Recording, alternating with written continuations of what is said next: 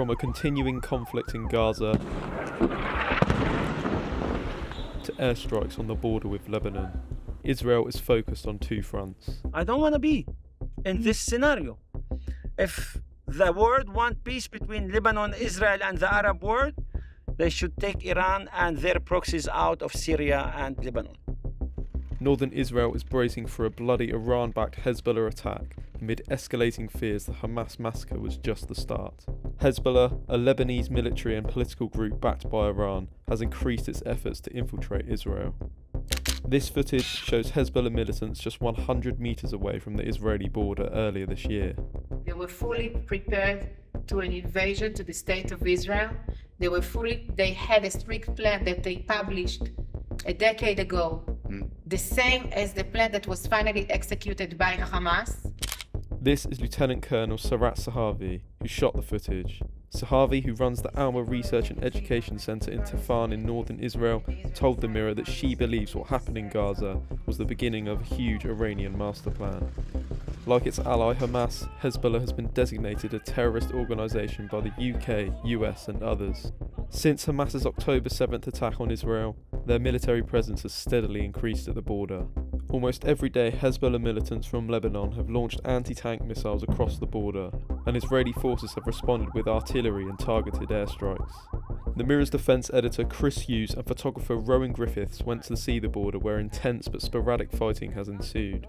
We are 2 miles from the border with Lebanon, between northern Israel and Lebanon, and on the other side, our guide tells us, we see houses as Westerners, he sees Hezbollah military intelligence, tunnels, anti-tank weapons, snipers, underground weapons caches, and above all, the biggest threat, 5,000 Radwan elite fighters trained by Iranian commandos, all ready to launch attack here if they're ordered to do so. This is believed to be where the possible next front will open up for Israel if Hezbollah decide to take action, as they keep threatening to do. They should act now to stop Iran and this force, this monster of Hezbollah, the strongest proxy, to stop them now and disarm them from weapons. This is ex-RDF paratrooper Shadi Khalil, now working for the Alma think tank.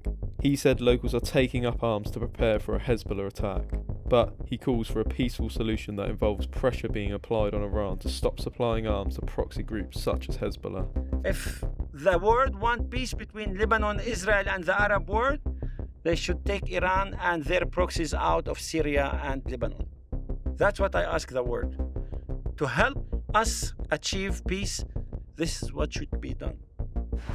Away from the border, UK Prime Minister Rishi Sunak met with Israeli PM Benjamin Netanyahu, who, during a press conference, reiterated Israel's aims to destroy Hamas and stop the Iranian-backed group Hezbollah, which poses a threat in the north. We have here two forces.